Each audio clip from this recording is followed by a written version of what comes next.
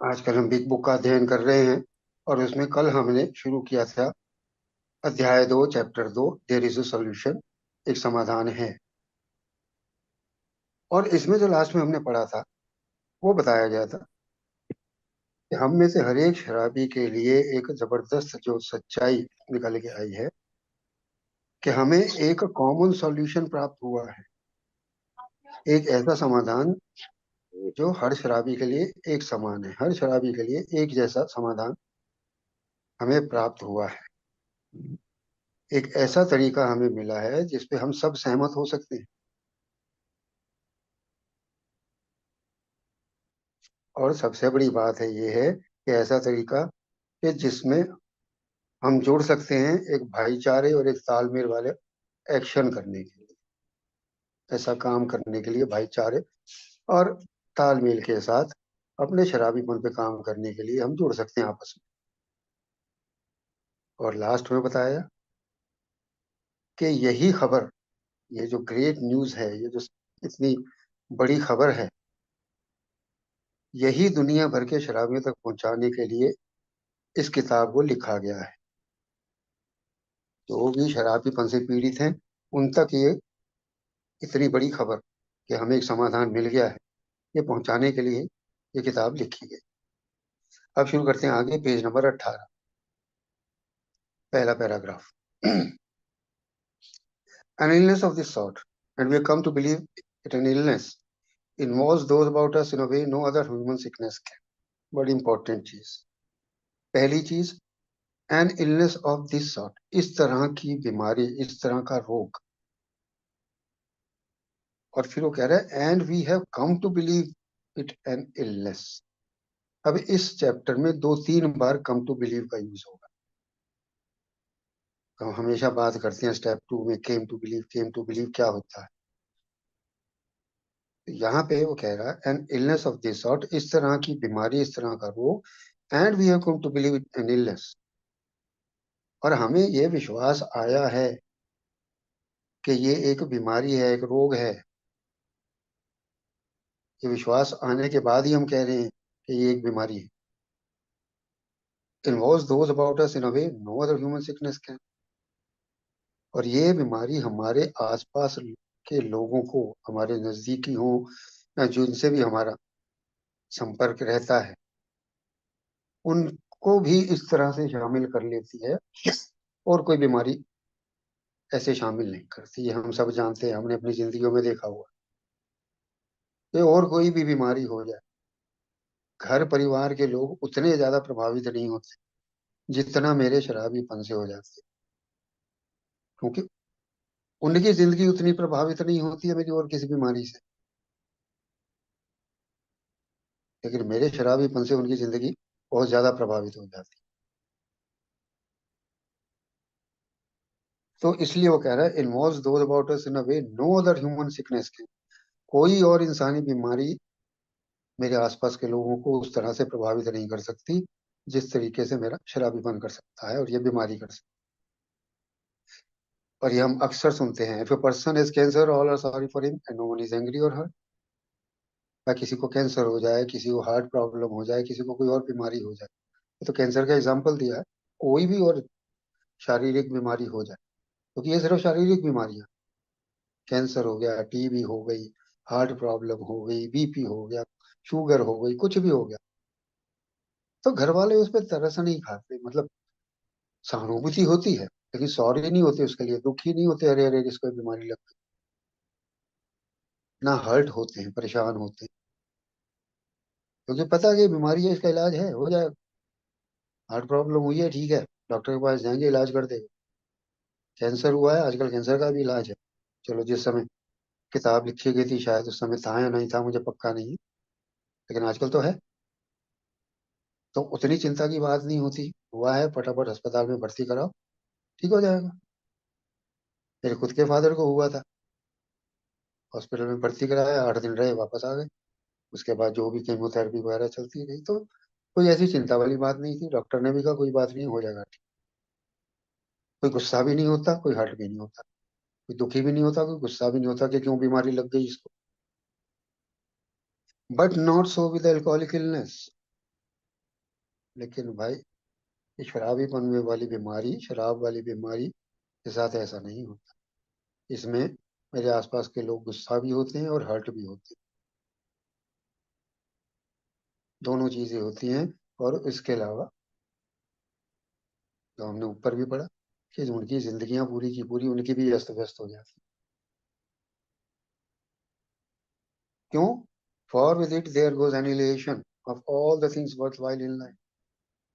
क्योंकि इस शराबीपन के रोग के साथ जिंदगी में जो भी कीमती चीजें, कीमती क्या, वर्थ वाइल, जिनकी थोड़ी बहुत भी कीमत है, थोड़ी बहुत भी वैल्यू है, अब चाहे वो रिश्ते हो, चाहे वो पैसा हो, चाहे वो घर बार हो, चाहे नौकरी हो, जिनकी जिंदगी के लिए थोड़ी बहुत भी कीमत है, उन सब का विनाश हो जाता है, एनिहिलेशन, विनाश, संहार हो जाता है इस बीमारी के साथ। तो इसलिए कोई क्यों सहानुभूति रखेगा? जब देख रहा है घर उजड़ रहा है, नौकरी जा रही है, काम धंधा बंद हो रहा है, तो गुस्सा ही आएगा और हर्ट भी होंगे। इट एनगल्फ्स, देखो वर्ड्स, देखो क्या लिखा है, एनिहिलेशन पहले लिखा है उसने, सब बर्बाद, विनाश हो जाता है। अब लिख रहा है it engulfs all those, all whose life touch the sufferers. Sufferer भी लिख रहा है यहाँ पे, मुझे पीड़ित भी बता रहा है वो कि मैं पीड़ित हूँ। लेकिन जो भी मेरे संपर्क में आता है, जो भी मेरी जिंदगी को टच करता है, कोई भी हो, जो भी मेरी जिंदगी में आता है, उनकी जिंदगियों को भी ये बीमारी घेर लेती है। एनगल्फ्स, चारों तरफ से घेर लेना। वर्ड्स ऐसे लिखे उसने जो कितने गहरा मतलब लिए हो, कि मेरे को तो घेर ही रही है बीमारी चारों तरफ से, मेरे आसपास के लोगों को भी एनगल्फ कर रही है, चारों तरफ से घेर रही है, जकड़ रही है। It brings misunderstanding, fears, resentment, financial insecurity, disgusted friends and employers, warped lives of blameless children and wives and parents. Anyone can increase the list. List तो इंक्रीज होती रहती है। जब हम अपने 8वें कदम की लिस्ट बनाते हैं, चौथे कदम में देखते हैं और 8वें में लिस्ट बनाते हैं, शुरुआत में 4-5 नाम आते हैं, फिर पहुंच जाते हैं 40-50 और पता नहीं कहाँ से। लिस्ट तो इंक्रीज होती रहती है। लेकिन ये बीमारी क्या लाती है? इट मीन्स मिसअंडरस्टैंडिंग, गलत फहमियाँ। क्योंकि पहली बात तो घर वाले बीमारी समझते ही नहीं, तो गलत फहमी, लत है, शराब की लत है, लत है, बुरा आदमी है। फियर्स रिजेंटमेंट, भीषण रिजेंटमेंट, भीषण, मतलब इतनी रिजेंटमेंट होती है, क्यों बीवियां छोड़ के चली जाती, क्यों घर बार बिखर जाते हैं, इसीलिए भीषण रिजेंट, भीषण कुंदक। फाइनेंशियल इनसिक्योरिटी, वो तो आएगी आएगी। आर्थिक असुरक्षा, वो तो आती ही आती है जब सब कुछ बर्बाद होता है, आंखों के सामने दिख रहा। डिस्गस्टेड फ्रेंड्स, दोस्त भी निराश हो जाते हैं, परेशान हो जाते हैं, कुछ नहीं हो सकता इसका, डिस्गस्टेड, ये छोड़ो, इसे कुछ नहीं हो सकता। एंड एम्प्लॉयर्स, एम्प्लॉयर्स भी यही कहते हैं, भाई भला देख लिया, हाथ जोड़ देते हैं, भाई तू जा घर ही बैठ के आराम से, तेरी जरूरत नहीं है, क्योंकि वो निराश हो चुके होते हैं। Warped lives of blameless children, बच्चों का क्या दोष है?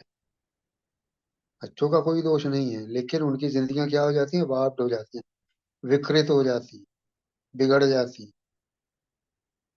एक जो नॉर्मल बच्चे की जिंदगी होती है वो नहीं जी पाते, और हम आगे जैसे पढ़ेंगे भी, चाहे वो टू वाइज में पढ़े या फैमिली आफ्टरवर्ड्स में पढ़े, वो पढ़ेंगे भी।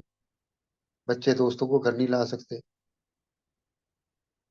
बच्चे दोस्तों के साथ घुल मिल नहीं सकते, सारी चीजें उनकी जिंदगी भी बिगड़ जाती है। जब घर में रोज तमाशा दिखते हैं, ब्लेमलेस चिल्ड्रन, भाई उनका क्या दोष है? लेकिन जिंदगी उनकी वाप्ड हो गई, बिगड़ गई, विकृत हो गई। सैड वाइज एंड पेरेंट्स, उदास, दुखी बीवियां और पेरेंट्स, माता पिता। Anyone can increase the list, बढ़ाते जाओ इस लिस्ट को। बैठ के सोचे अगर हम, तो ये लिस्ट तो बड़ी लंबी हो जाएगी। ये तो सिर्फ अभी क्लोज रिलेशन उसने बच्चों की बात की है, माँ बाप की, बीवियों की, दोस्तों की बात की, अभी तो और पता नहीं किन किन को जो है वो चोट पहुंचाई हो। तो we hope this volume will inform and comfort those who are or who may be affected, there are many. तो अब उम्मीद क्या है इस किताब से, कि जो भी शराबीपन से पीड़ित हैं या हो सकते हैं, ये सिर्फ किताब उनके लिए नहीं है जो पीड़ित हैं, जो हो सकते हैं, उन्हीं के लिए भी है ये किताब। उनको जानकारी देना और उनको दिलासा देना कि भाई सॉल्यूशन है, निराश मत हो, सॉल्यूशन है, और वो जानकारी इस किताब में है। तो देयर आर मैनी, बहुत है, अनगिनत है, ये हम भी जानते हैं। Highly competent psychiatrists who have dealt with us have found it sometimes impossible to persuade an alcoholic to discuss his situation without reserve। ये हमने डॉक्टर्स ओपिनियन में भी पढ़ा था। बड़े बड़े काबिल मनोचिकित्सक, साइकेट्रिस्ट, जो शराबियों का इलाज करने की कोशिश करते हैं, उनको भी लगता है, वो उनको संभव लगता है कि किसी शराबी खुल के, बिना किसी हिचकिचाहट के, विदाउट एनी रिजर्व, बिना कुछ छुपाए, बिना किसी हिचकिचाहट के खुल के अपनी बात कहे, ये समझाना संभव हो जाता है शराबी। ये उसको यकीन दिलाना असंभव हो जाता है कि तू खुल के बात कर, हम समझेंगे। शराबी नहीं मानता, नहीं खुलता, वो फिर भी चीजें अंदर दबाए रहता, क्योंकि विश्वास नहीं है किसी पे। और ऐसे ऐसे गहरी बातें अंदर छुपी हुई हैं, क्या क्या कांड की है, वो कहाँ साइकियाट्रिस्ट को बता दे। तो साइकियाट्रिस्ट को भी इम्पॉसिबल लगता है कि शराबी से कैसे खुल के बात करवाएं। और उससे भी मजेदार बात क्या है, strangely enough wives parents and intimate friends usually find us even more unapproachable than to the psychiatrist and the doctor. Psychiatrist doctor तो फिर भी अकेले में मिल लेते हैं, थोड़ी बहुत बात उनसे कर लेते हैं, लेकिन बीवियां या घर वाले, पेरेंट्स, नजदीकी दोस्त, उनको तो और मुश्किल होती है हमसे बात करने में। उनको तो और मुश्किल होती है, उनसे तो हम बात ही नहीं करते। मुझे तो पता है ना, मेरे से कोई बात करता था मैं तो चिढ़ जाता था, या शिकायत करता था मुझे कोई समझता नहीं है, और जब कहते थे समझा, तो पता ही नहीं होता था क्या समझाना। तब मुंह पे ताला लग जाता था। जब वो बैठ जाते थे कि अच्छा भाई बता क्या समस्या है तेरी, तो तब मुंह पे ताला लग जाता था। तो यही कहानी होती है। और घर वाले सिर पीटते रहते हैं, वो कहते हैं ये तो तेरे से बात करना तो दीवार पे सिर मारने जैसा, क्योंकि मैं बात ही नहीं करना चाहता। अब आगे देखो, इटैलिक्स में है, कितना जोर दे के इस बात को कह रहा है।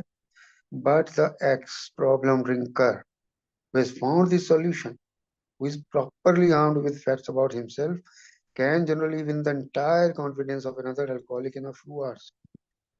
और मैं बार बार कहता हूँ, इस किताब में नोट करते जाना, कितनी बार entire, completely, thoroughly, fully, absolutely ये यूज हुआ है। ये नोट करते जाना इस चीज को। लेकिन यहाँ पे वो कह रहा है, but the x problem drinker, x problem drinker यानी जो आज शराब नहीं पी रहा है, who has found this solution, कौन सा सॉल्यूशन, जो इस किताब में दिया हुआ है, जिसे ये समाधान मिल गया है। जो आज शराब नहीं पी रहा, जिसे ये समाधान मिल गया है जो इस किताब में बताया गया है। लेकिन अगली लाइन बड़ी important, who is properly armed with facts about himself. Properly is the key word, properly. आधे अधूरा ज्ञान लेके नहीं मैं जा सकता किसी, प्रॉपरली, उचित जानकारी है मेरे पास, प्रॉपर जानकारी है। Armed with facts about himself, अपने बारे में, अपने बारे में जो सच्चाइयां हैं उसकी प्रॉपर जानकारी है। और प्रॉपर जानकारी अपने बारे में जो सच्चाई है वो कैसे होगी, अगर मैंने कदम कर रखे हैं तो। अगर मैंने कदम नहीं किए हुए तो मुझे, मैं how can I be properly armed with facts about my self. मुझे प्रॉपर जानकारी अपने बारे में, अपने बारे में प्रॉपर सच्चाई कहाँ से पता चलेगी, अगर मैंने अपनी इन्वेंटरी नहीं ली, अगर मैंने लिस्ट नहीं बनाई किस किस को मैंने हार्म किया है, तो मुझे कहाँ से अपने बारे में प्रॉपर जानकारी मिले, जहाँ सच्चाई पता चलेगी कि मैं क्या चीज। So who is properly armed with facts about himself, तब मुझे अपने बारे में प्रॉपर सच्चाई पता चल गई, जानकारी मिल गई, can generally win the entire confidence of another alcoholic in a few hours. Few hours, कुछ घंटों की बात कर रहा हूँ। तो जब मुझे अपने बारे में पूरी सच्चाई पता है, मैं जाके बात करूंगा दूसरे शराबी से, तो जो शराबी किसी पे विश्वास नहीं करता है, कुछ घंटों में ही, और ये हमारे सामने लाइव एग्जांपल है कि शुरुआती वहीं से हुई थी। जब बिल डब्ल्यू डॉक्टर बॉब की मुलाकात हुई थी, 15 मिनट के लिए बोला था, बट पता नहीं 6-7 घंटे तक वो बात करते रहे थे, और पूरा कॉन्फिडेंस वहीं बिल डब्ल्यू ने उन्हीं 6-7 घंटों में जीत लिया था, डॉक्टर बॉब का। और उसके बाद डॉक्टर बॉब ने बिल को छोड़ा नहीं कभी, उस दिन के बाद से। तो एंटायर कॉन्फिडेंस, पूरा विश्वास जीत सकता है कुछ ही घंटों में। लेकिन कब? जब मुझे समाधान मिल गया है, और अपने बारे में पूरा कुछ, सब कुछ मुझे पता है कि मैं क्या चीज हूँ, क्या क्या गलतियां की हैं, क्या क्या मैंने ठीक किया है, क्या करना है। Until such an understanding is reached, little or nothing can be accomplished. तो अब ऊपर जब उसने कहा कि साइकेट्रिस्ट कुछ नहीं कर पाते, फैमिली वाले कुछ नहीं कर पाते, क्यों? उसका जवाब ये है, until such an understanding is reached, ऐसी आपसी समझ तक जब तक नहीं पहुंचा जाता, जब तक शराबी को दूसरे पे पूरा विश्वास नहीं आ जाता कि ये मेरी समस्या समझेगा, ये मेरी प्रॉब्लम समझेगा, तब तक लिटल और नथिंग, मतलब या तो मामूली कुछ प्राप्त हो सकता है, कुछ फायदा हो सकता है, या बिल्कुल भी कुछ नहीं होगा। अकम्प्लिश्ड मतलब हासिल करना, तो यहाँ तो थोड़ा बहुत ही कुछ हासिल हो सकता है, या बिल्कुल कुछ हासिल नहीं। तो ये इसीलिए इसने ये आइटैलिक्स में लिखा है जोर दे के, अंडरस्टैंडिंग। शराबी के साथ अंडरस्टैंडिंग बनानी बहुत जरूरी है। और अंडरस्टैंडिंग कैसे? वही जब बार बार बात करते हैं, आइडेंटिफिकेशन। कहीं और से मेरे जैसे शराबी को आइडेंटिफिकेशन नहीं मिलती, दूसरे शराबी से मिलती है। और वो भी तब जब वो ईमानदारी से अपने बारे में पूरी सच्चाई शेयर करता है। जब मैं मीटिंग में गया था, जब मुझे ईमानदारी से सामने वाले ने शेयर किया था खुल के, कि मैं बाथरूम में जाके बाथरूम के मग में डाल के पिया करता था, वहां से मुझे आइडेंटिफिकेशन मिली थी कि यार ये मेरे जैसा ही है, क्योंकि वो अपने बारे में सच्चाई बोल रहा था, उसे पता था मैं क्या करता। और अगर वो नहीं बोलता, सिर्फ मुझे जो है सॉल्यूशन बता देते, तो शायद मैं यहाँ तो लौट के नहीं आता, या कभी शायद सोबर होता। अब अगला पैरा और भी इंपॉर्टेंट है, दैट द मैन। अब कैसे अप्रोच करना है सामने वाला, मेरे पास जब कोई आता है शराबी मुझे 12 स्टेप करने के लिए, तो मेरी क्या मानसिकता होती है, मैं कैसे चाहता हूँ, ये पैरा बता रहा है मुझे कि जब किसी शराबी के पास मैं जाता हूँ 12 स्टेप कॉल के लिए, या बात करने के लिए उससे, उसकी मानसिकता क्या होती है, क्योंकि वो ये जो चीजें इस पैरा में बताई गई हैं वो झेल चुका है, वो तंग आ चुका है इन चीजों से, इसलिए वो ये सब नहीं चाहता कि ये सब मेरे साथ दोहराया है। क्या कह रहा है वो? That the man who is making the approach has had the same difficulty. सबसे पहले identification,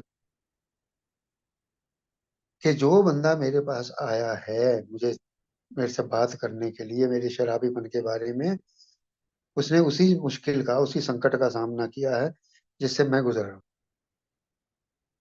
that he obviously knows what is talking about, ऐसी हवाई बातें नहीं कर रहा, वो सब कुछ देख के आया है, प्रैक्टिकली करके आया है, वो बात कर रहा है। उसे पता है कि वो किस बारे में बात कर रहा है, उसे जानकारी है, वो जानकारी के साथ बात कर।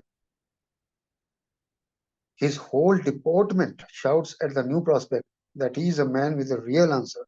Whole deportment, ये whole भी वही है, तो entirely completely, whole भी मतलब पूरा, डिपोर्टमेंट, पूरा उसका व्यवहार आचार, जो उसकी पूरी बॉडी लैंग्वेज, उसका बात करने का तरीका, उसका बातें, डिपोर्टमेंट में सब कुछ आ जाता। उसका तरीका, उसका व्यवहार, उसकी बॉडी लैंग्वेज। शाउट्स, चीख चीख के कह रही है वो न्यू प्रोस्पेक्ट को कि ये वो व्यक्ति है जिसके पास वाकई कोई जवाब है, असली जवाब है मेरे सवालों का। होल डिपार्टमेंट में हर चीज उसकी चीख चीख के बता रही है कि ये वो व्यक्ति है जिसके पास मेरे हर प्रश्न का या ज्यादातर प्रश्नों का जवाब है, या समाधान है। रियल आंसर है समाधान, असली समाधान है इसके पास। That he has no attitude of holier than thou. ये चीजें झेल चुका हूं ना, कि मुझे जब समझाया जाता था होलियर देन दाउ, कि भैया तेरे से ज्यादा पवित्र हूं मैं तो भगवान से भी बड़ा हूँ। मैं यहाँ उपदेश देने आया हूँ तेरे को। तो घर वाले क्या करते थे, उपदेश ही देते थे। मेरी माँ कहती थी अच्छी अच्छी किताबें पढ़ा कर, तेरा आपकी तरफ ध्यान नहीं जाएगा, धार्मिक किताबें पढ़ा कर। एक मैं भी पढ़ती हूँ, कितनी पूजा करती हूँ। पूजा मैं भी करता था, पीते हुए भी करता था, लेकिन हुआ कुछ नहीं। लेकिन वहां पे ये प्रकट किया जाता है कि हम तेरे से ज्यादा पवित्र हैं, तू खराब आदमी है, तुझे सुधरने की जरूरत है, हम सब सुधरे हुए हैं, सब बढ़िया है। लेकिन जब एक शराबी दूसरे शराबी के पास जाना है तो वो एटीट्यूड लेके नहीं जाता। मतलब कहने का ये है कि सामने वाले का मुझे नीचा दिखाने का कोई इरादा नहीं है, कोई मंशा नहीं। जबकि बाकी आम लोग जब बात करते हैं वो मुझे नीचा दिखाने की कोशिश करते हैं। सो उसका मुझे नीचे दिखाने का कोई इरादा नहीं। Nothing whatever except the sincere desire to be helpful. और कोई इच्छा, कोई इरादा नहीं है, सिर्फ एक ईमानदार इच्छा है मदद करने की। ये चीज नजर आएगी जब सामने वाले को, न्यू प्रोस्पेक्ट को, इस चीज से वो प्रभावित होगा। That there are no fees to pay. सबसे बड़ी बात, डॉक्टर के पास गए, हकीमों के पास गए, वो धार्मिक स्थलों पर भी गए, हर जगह पैसा लगा। लेकिन यहाँ पे जब उसे बताया जाएगा भाई पैसा नहीं चाहिए तेरा, बस तू चाहिए। नो एक्सिस टू ग्राइंड, एक चीज कुल्हाड़ी को धार दे, कब देते हैं? कुल्हाड़ी को धार देते हैं जब किसी पे हमला करना है या कोई खुंदक निकालनी। So no axes to grind मतलब कोई खुंदक नहीं निकालनी, कोई बदला नहीं लेना। यहाँ पे कोई मेरे से खुंदक निकालने नहीं आया, कोई बदला लेने नहीं आया। नो पीपल टू प्लीज, किसी को कुछ नहीं करना है। मैं जिंदगी भर क्या करता रहा, खुशी करता रहा लोगों को। जो आता था शराब छोड़ दी, हाँ जी कल से छोड़ दूंगा। So no people to please, no lectures to be endured. सबसे मुश्किल काम, सबसे जो है ना परेशान करने वाला काम, जब पंचायत बैठ जाती थी चारों तरफ, माँ बाप बीवी चाचे ताए मामे, और बीच में बिठा लेते थे, और चारों तरफ से बौछार हो रही है, ऐसे कर, क्यों नहीं सुधरता, लेक्चर आ रहे हैं चारों तरफ से। सबसे ज्यादा तकलीफ दे, यहाँ कह रहे हैं no lecture to be endured. भाई कोई लेक्चर बर्दाश्त नहीं करना है, कोई लेक्चर नहीं है तेरे, कोई भाषण नहीं देगा तेरे को, तुझे बर्दाश्त नहीं, एंड्योर्ड बर्दाश्त नहीं करना पड़ेगा। बर्दाश्त ही होता था जब चारों तरफ से बिठा लेते थे, आजा बेटा आज तेरी क्लास ले। वो सब बर्दाश्त करना नहीं। These are the condition we found most effective. जब ये सारी चीजें लेके मैं शराबी के पास जाता हूँ, यहाँ कोई मेरे पास आता है मुझे 12 स्टेप करने के लिए, ये सबसे ज्यादा असरदार। तब शराबी एकदम खुलता है। एंटायर कॉन्फिडेंस कब होगा, घंटों में जब जीतूंगा मैं, तभी इन चीजों का ख्याल रखूंगा। After such an approach many take up their beds and walk again. हमने देखा है जब ये अप्रोच होती है, जब ये तरीका अपनाया जाता है, बहुत लोग आ जाते हैं। टेक अप देयर बेड्स मतलब यही है कि बिस्तर से उठ जाते हैं और चलना शुरू कर देते हैं। मतलब यही कि ये समाधान अपना लेते हैं और इस समाधान के रास्ते पर चलना शुरू हो जाते हैं, और धीरे धीरे वो रिकवरी में आ जाते हैं, रिकवर होना शुरू हो जाते हैं। अपन वापस जिंदगी में फिर से स्थापित होना शुरू हो जाते। तो आज का जो हमने जितनी भी रीडिंग करी है उसमें मतलब यही है, जो समझाना चाहता है वो, कि अभी वो भूमिका बांध रहा है सॉल्यूशन की, कि सॉल्यूशन प्रेजेंट किस तरीके से करना। समाधान तो बताएगा वो आगे, अभी तो उसने हमें ये बताया है कि जब मैं किसी के पास समाधान लेके जाता हूँ, अभी किताब भी पढ़ेगा तो भी वो बता रहेगा किस तरीके से मुझे प्रस्तुत करना है ये समाधान। और उसने बता दिया कि अगर इस तरीके से समाधान प्रस्तुत किया जाएगा, सॉल्यूशन प्रेजेंट किया जाएगा, this is the most effective way, सबसे ज्यादा असरदार तरीका है ये। तो मैं अपना दिमाग ना लगाऊं, जो ये बता रहा है उसके तरीके से जब भी मैं किसी को संदेश देने जाऊं तो ये तरीका मुझे बता दिया। तो आज हम यही रुकते हैं जी। धन्यवाद जी। और किसी का कोई अगर कहीं सवाल होगा तो कोई भी मेंबर जवाब दे, मेरे पास होगा तो मैं भी देने की कोशिश करूंगा। धन्यवाद जी। Thank you Vimal ji from Faridabad. In continuation Rajesh ji से बोलूंगा, राजेश जी आप आए। धन्यवाद जी। मेरा नाम ब्रजेश है, मैं खिलाड़ी हूँ। धन्यवाद विनय जी, वंडरफुल सर्विस के लिए। और बहुत ही बढ़िया, एक एक वर्ड इतना गहराई से। और कई कई चीजों पे तो यार मीनिंग ही कई हो जाते हैं, कई मतलब पता नहीं कितने अर्थ हैं एक एक चीज के। लेकिन मैं अपने काम पर आता हूँ। पहला ही वर्ड इलनेस, इस किताब में बहुत ज्यादा ध्यान रखा गया है यार। पता नहीं वो भगवान ने ध्यान रखवाया था या कोई, मतलब डिवाइन पावर के बिना ऐसी चीज हो नहीं सकती। लेकिन ध्यान भी रखा गया था कि डिजीज ना बोला जाए, मतलब बिल के मुंह से फिजिकल और मेंटल डिजीज ना निकल जाए। स्पिरिचुअल डिजीज जरूर बोला बिल ने, क्योंकि स्पिरिचुअल डिजीज के पीछे कोई कंट्रोवर्सी नहीं हुई। तो इलनेस, सिकनेस, मेलेडी, अलग अलग वर्ड हमें पढ़ने को मिलेंगे जो बीडब्ल्यू की कला है।